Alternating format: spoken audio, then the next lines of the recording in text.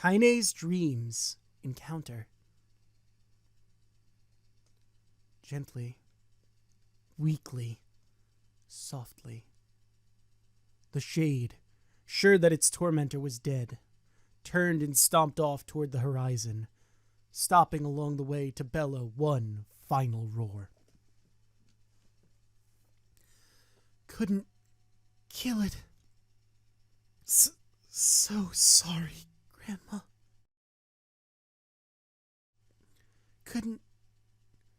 Couldn't avenge you. Shamed beyond imagining, Kainé tried to turn her head to the side, but only succeeded in coughing up a huge gout of blood. It was getting difficult to see, and only after a moment of fierce concentration did she realize that her left eye was gone. Laughing to herself, she turned her remaining eye to the ruins of her home, and noticed a ragged stump of an arm resting a few feet away. Yeah, that's mine, she thought with a mad giggle. This is gonna make clapping a real bitch. Ha! Cried a sudden voice from the depths of her mind. Finally going to die, are ya? Well, you had it coming! Go to hell, Demo, she thought at an unseen assailant. Go to hell before I pluck out your eyes and feed them to a dog. The voice of her childhood terror evaporated into smoke, only to be replaced by another, more recent voice. Hold still, said the apothecary, materializing from the ruins like a ghost. I want to draw you.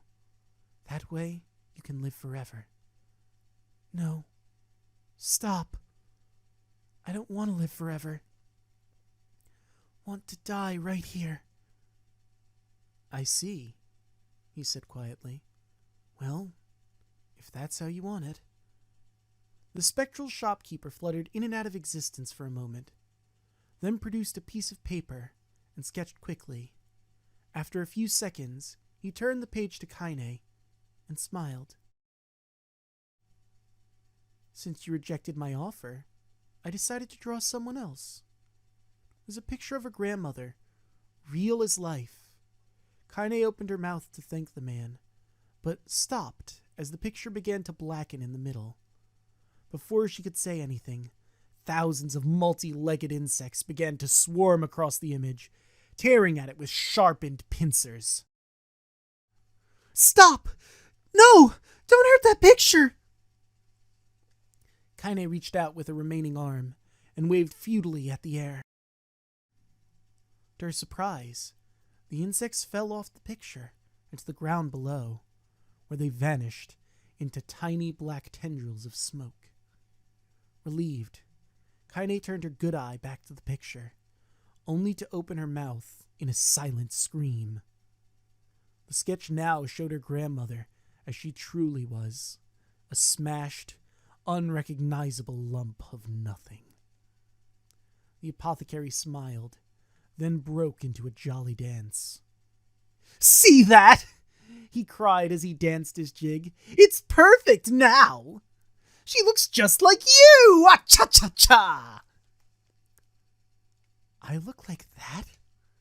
Oh God, I'm gonna die! I'm gonna die.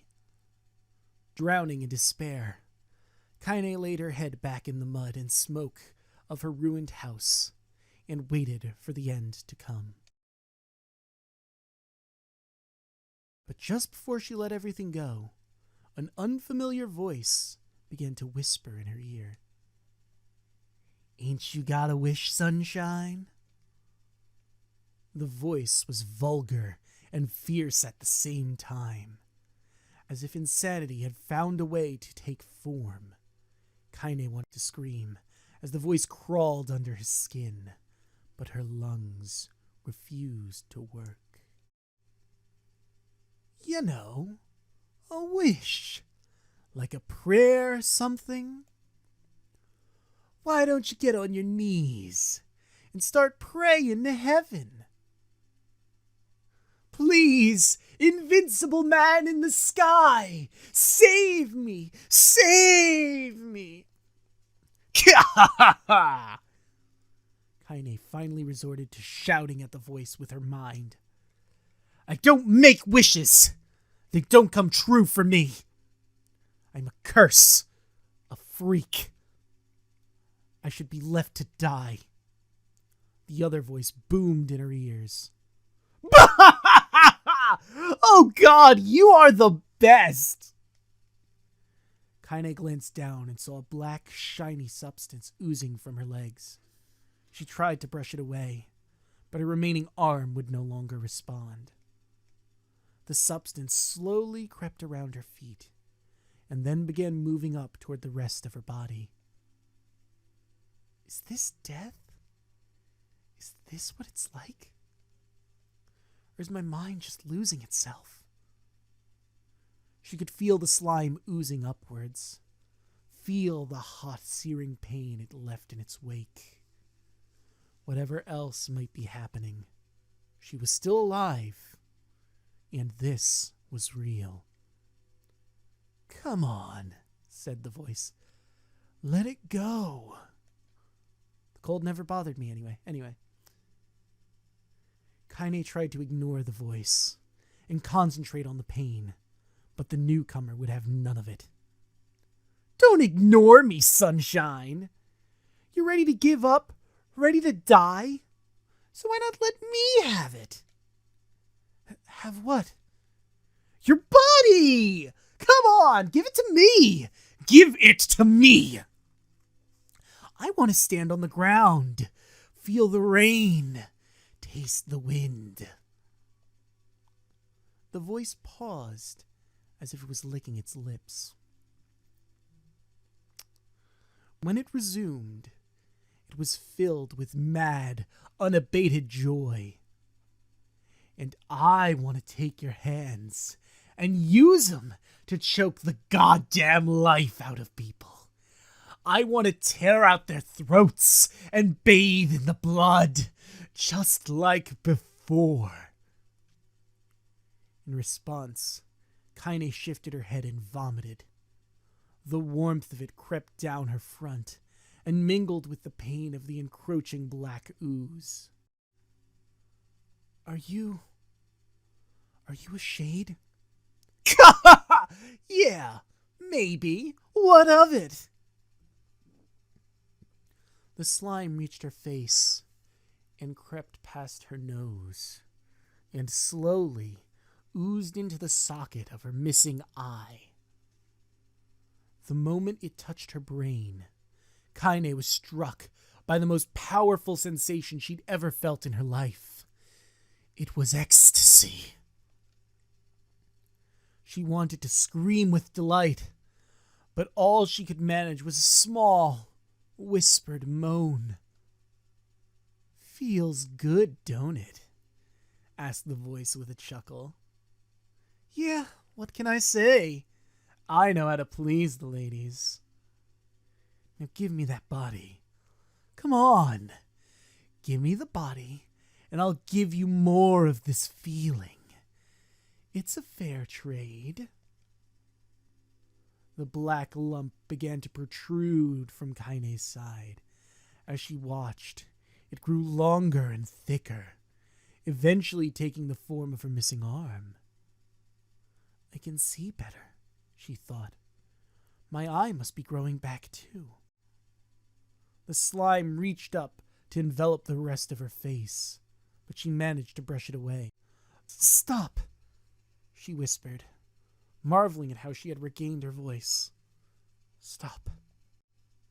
The black ooze hesitated, as if considering this request, then quickly shimmered down her body before disappearing in a cloud of smoke.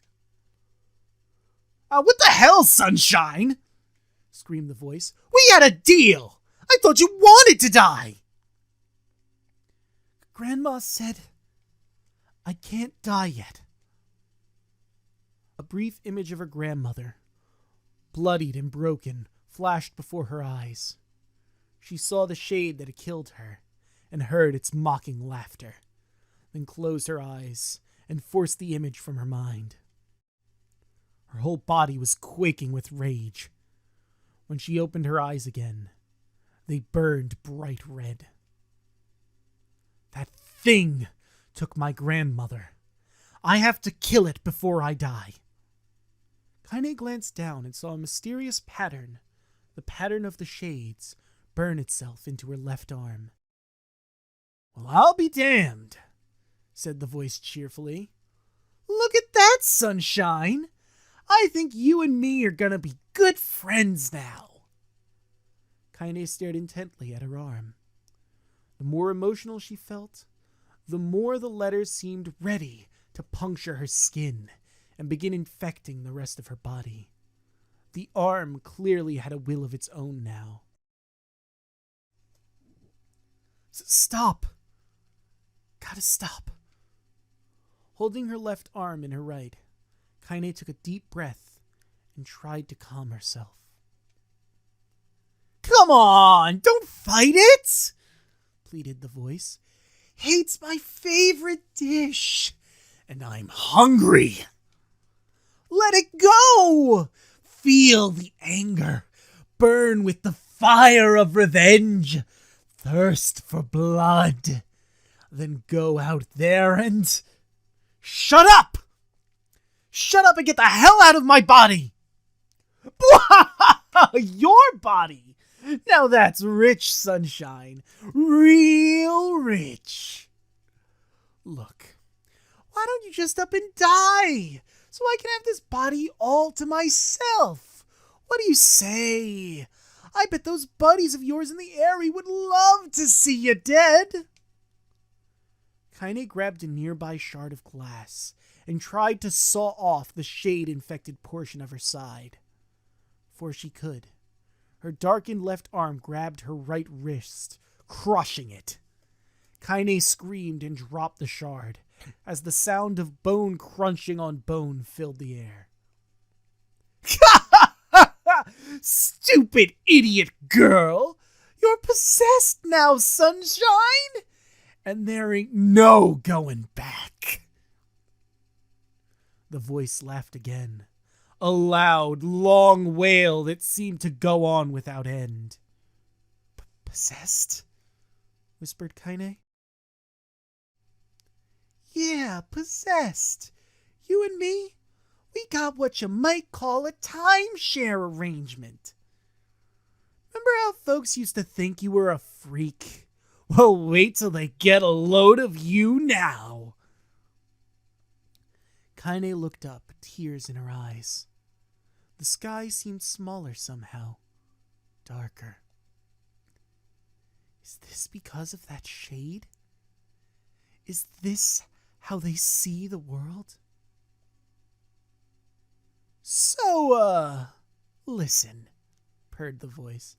"I know this whole possession thing seems a bit sudden, but it ain't all bad. There's plenty in it for you, too.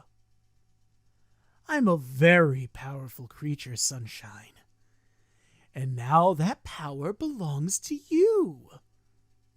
You got enemies? People you want to kill? I can make that happen. That little fat kid who kept picking on you? That big old shade that squashed your granny? We'll wrap 'em up in their own assholes. No more abuse for you, sunshine. No more pain." "Wait," Kainé said. "You're a shade. Why would you help me kill another shade?" "What, you think I'm some kind of racist? Some killing snob? I don't give a good goddamn about who you murder, honey pants. I just want to drink from the well." Kainé considered this as she struggled to her feet, the power of the shade coursing through her. The smoke from her house was drifting away with the wind, and she enjoyed the way the cool evening breeze felt on her new left arm. After a long pause, the voice spoke up again. "So, How about it? You and me. We could have some good times together. Look, I'll even take care of the bloody part if you don't want... Fuck off, asshole, muttered Kainé. I'll handle the killing. Screamed the voice. Look at you go! Oh, sunshine, we are gonna have so much fun. So listen, my name's Tyran, and if you ever need me, I'll just be hanging out in this little piece of meat you call a heart. Now get to it! The more you kill, the more your heart turns rotten and sour. And I like rotten and sour. Kainé found herself nodding at the voice. Yeah, she said. Yeah, I think this can work. I'm gonna find that shade, and I'm gonna strangle it with its own guts. And when I'm done, I'm gonna do the same to you, Tyran. Count on it. Ha! Laughed Tyran. I've shit bigger than you, so good luck with that.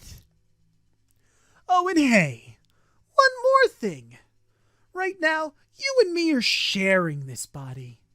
But if you ever run out of hate, you ever,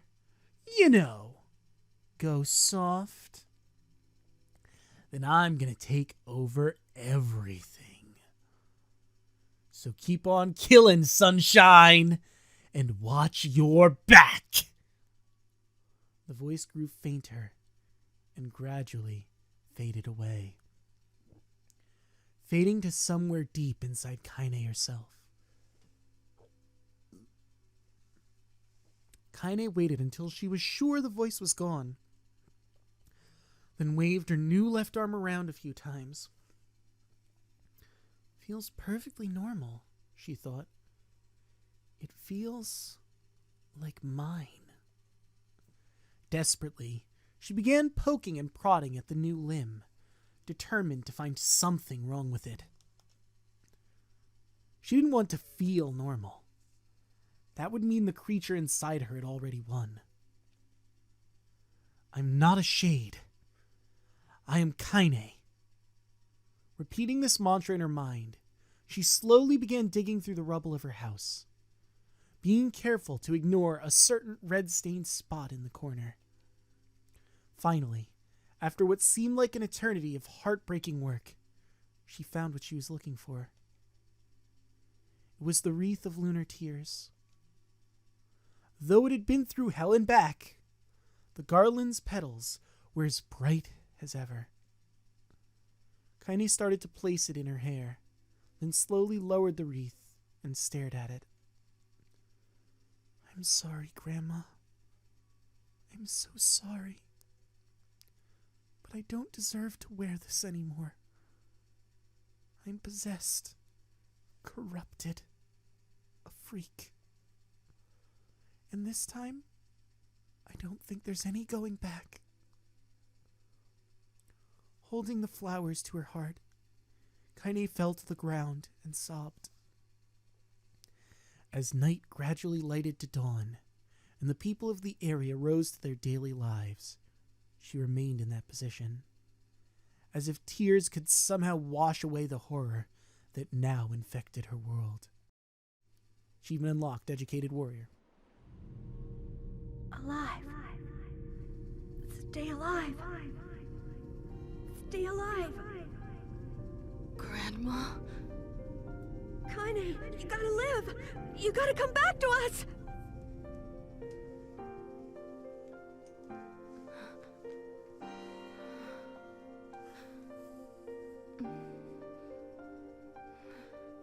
Who are...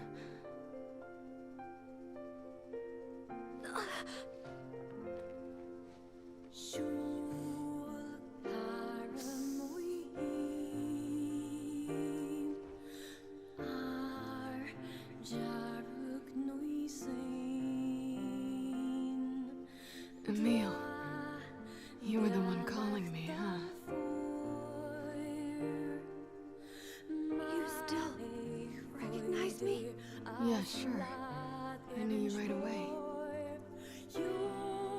Thank you. Kainé. Good to see you, Kainé. You look like shit. Still funny. How long has it been? 5 years.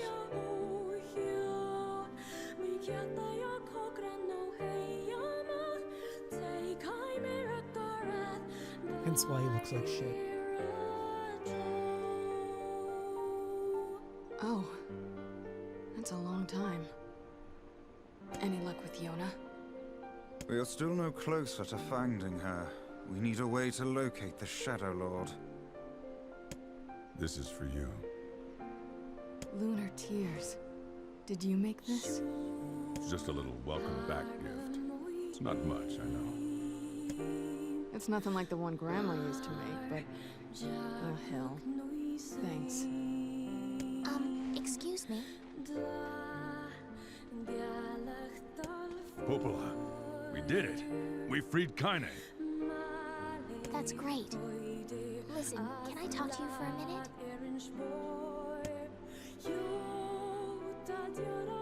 This doesn't make sense. Please, try to understand. People are tired and scared, and I'm sorry. I'm sorry you have to bear the brunt of that. It's crap. It's okay. We can sleep outside. No one's sleeping outside. You and Kainé saved this village, and now they want to run you out? People are afraid of us. And really, I understand. I mean, look at me. As long as you're still with us, I can deal with it. Right, Kainé? I'm used to sleeping outside. I'm sorry. We'll see you later. We're sorry.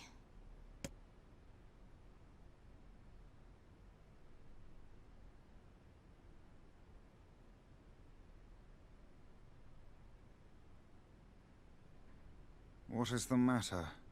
Kainé always sleeps outside. I never thought about that until just now. How could I have not noticed that? How selfish am I? What the hell is wrong with me? We should turn in. Oh shit, is this a new transition?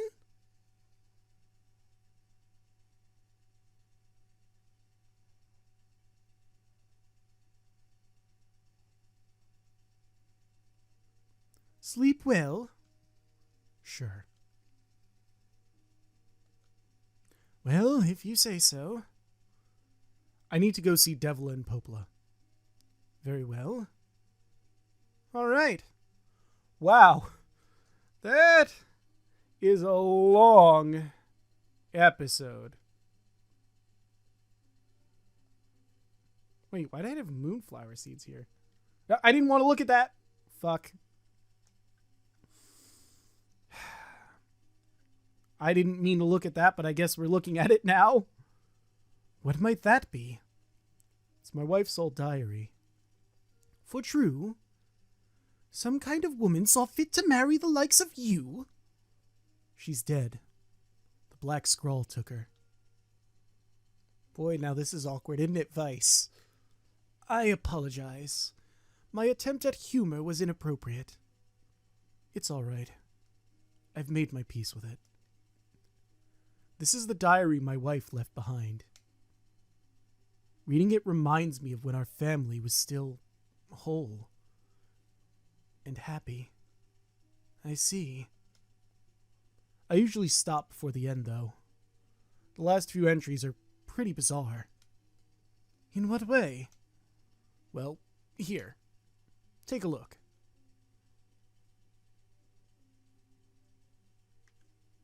Well, shit. Well, with that, I think we're going to end the episode here. I was actually planning to do this later. I already told you my plans for bonus episodes, but I guess I'm going to just start filming now for the bonus episodes. How long is this? Oh, Jesus. This episode is an hour, 30 minutes long. This is a 3-parter, and I have to edit the audio. Hoo boy. This one's going to be a lot of work. But if I want it to be good, it's worth it. But yeah, like I said, we're going to end the episode here.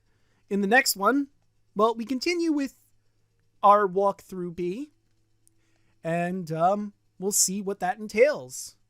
I have to go take a moment to record some bonus episodes, which will be at the end of the series. See you guys then! Abnormalities, June 23rd, 2033. Several deleterious abnormalities have been found with a subject in the early stages of treatment, including a relapsed state resulting in a total loss of self. We will investigate the cause of this error and submit a countermeasure plan immediately.